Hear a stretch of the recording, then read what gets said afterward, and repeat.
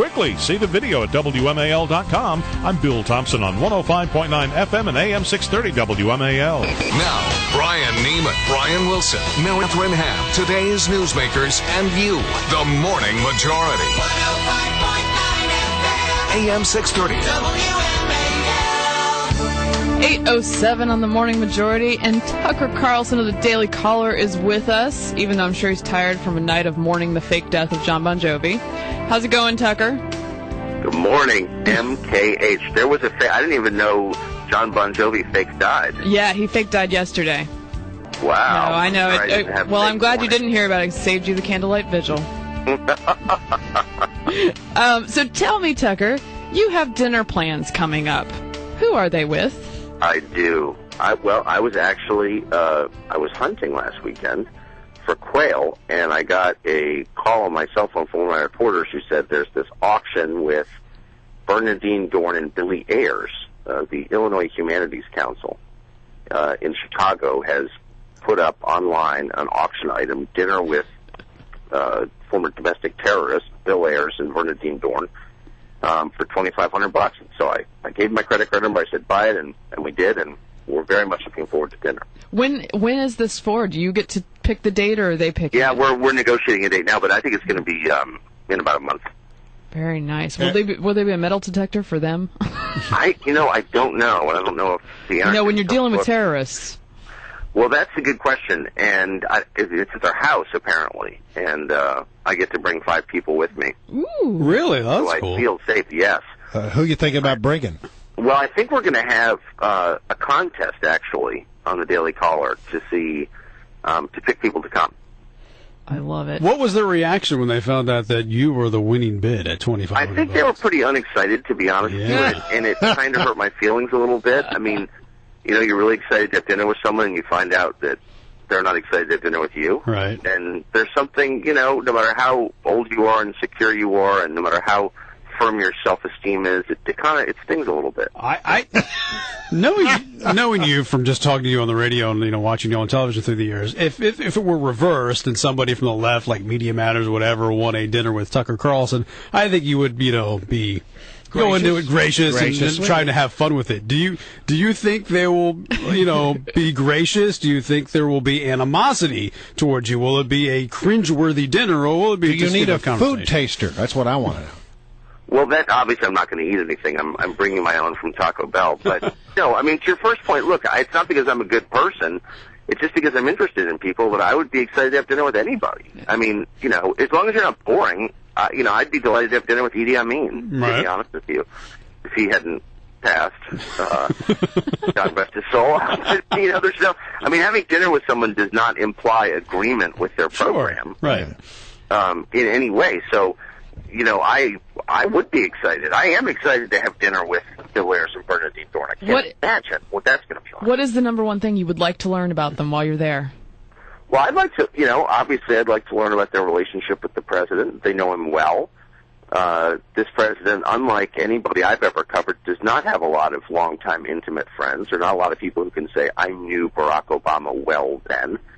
And they can. And so that'll be an interesting window into the president. So I'm really excited for that, and I hope that they're honest. I mean, the good thing about being completely far out and actually being the sort of person who blows up buildings is maybe they won't be bound by the normal conventions. Maybe they'll be totally honest. I don't know. I'm just hoping here. I don't know. Yeah, right. Well, Tucker, I want to talk to you about presidential politics for a moment. It seems that our flavor of the month is fading. Newt Gingrich's numbers seem to be slipping around the country, and it now appears that the leading person in the state of Iowa right now may well be Ron Paul. Your assessment of the situation, I mean, with how many flavors of the month have we gone through now? I know it began with Donald Trump, and we cycled through Michelle Bachmann and Herman Cain and Rick Perry and probably a number of others whom I missed. I don't think we ever made Rick Santorum the flavor of the month, did we? That kind of no, that hasn't happened yet.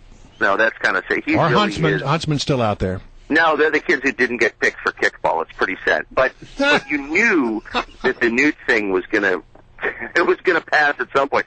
And by the way, can I just I'm sure you all saw this on Sunday. Newt's appearance with Bob Schieffer, where he said that if you didn't agree with a federal judge, you have him arrested. I mean, you can't really. I can say stuff like that. You can say stuff like that. You know, we don't have power over anything. We're just commentators or journalists or whatever. But if you're aspiring to run the country, i.e., the world, you can't say stuff like that, can you? Well, to be fair, he didn't say he would arrest him. He said he would subpoena them, and if they didn't show up for the subpoena, then he would have them go down and arrest him for not showing up. Right. No, but he would send armed men, some kind of Praetorian Guard, the police, or U.S. Marshals down there to slap the cuffs on federal judges if they didn't obey. I mean, I don't know. That's not. I guess my point is, I'm not taking up for federal judges. A lot of judges, I think, are loathsome, but it's not conservative to challenge the balance of powers set up in the Constitution. That's a pretty non-conservative notion, I think. Obama had some, very fair-minded journalists over for coffee. He had Ezra Klein, Rachel Maddow, Chris Hayes, Ariana Huffington, Josh Marshall of Talking Points. Where was your invite on that one, Tucker? You know, and they skipped me for the White House Christmas party again tonight, which hurt. Unbelievable. I gotta say. Look, I actually woke up early this morning. I saw that. I emailed our editors, and we're going to find the answer to the following question. Has Obama met with a single head of state as often as he has met with Rachel Maddow?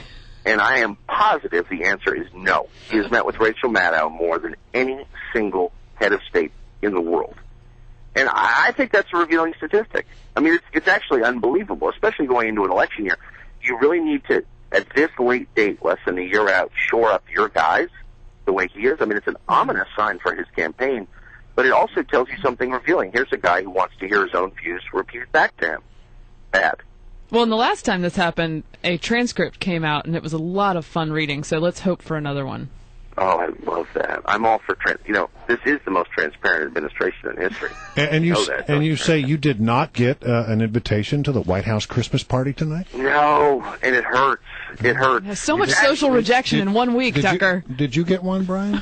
Never. Mary Catherine, did you get one?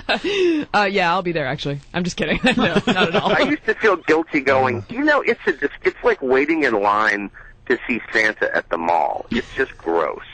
And you queue up to, meet the Oh, no. Yuck. Come on. I've been going to them since, I haven't been invited to this one, but I've been going to them since the Reagan administration, and I actually really look forward to it. It's one of my favorite Well, I've events. been going a long time. I will admit I've been to a lot of them, going back a long ways. I always feel guilty and self-loathing. Yesterday, as I was opening up all my decorations, Christmas decorations, I found the scarf that was from my very first White House Christmas. It was given to me by the Reagans. They gave everybody one. Everybody gets a party favor? Yes, it was a party favor. It's a red and green scarf that says the White House 1988. How lovely. How cool is that? Wow. The good thing about a liberal president is you can literally go, just like Santa, with a wish list of the stuff you want. People even steal the paper towels because they have the presidential seal on it. No, it's good in stealing M&Ms. I remember when they used to pass out White House cigarettes. Yeah. I think they stopped those that were under the the days. first Yeah, that was America. Yeah. All right, so when is your dinner with Bill Ayers? It's in about a month. I need to get it. I've got a couple plans that I'm not actually haven't set on air, but there are a few things that need to come into place. But trust me, I'll tell you about it. It ought to be super amusing. Sweet. All right. Thank you.